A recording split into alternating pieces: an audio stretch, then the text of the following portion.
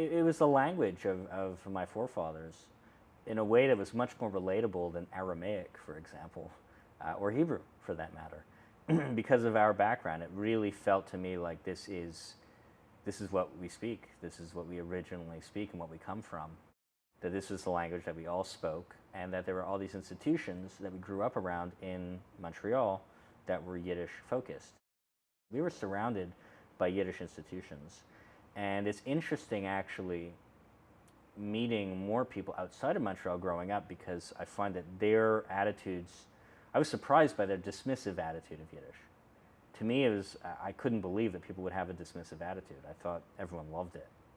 And so it was interesting to meet people that were dismissive of it, which I guess is a reflection of how I felt about it growing up, was that it's a part of our history, and it's to be taken, there's nothing religious about Yiddish, but it's to be taken as seriously as any of the other actual religious texts.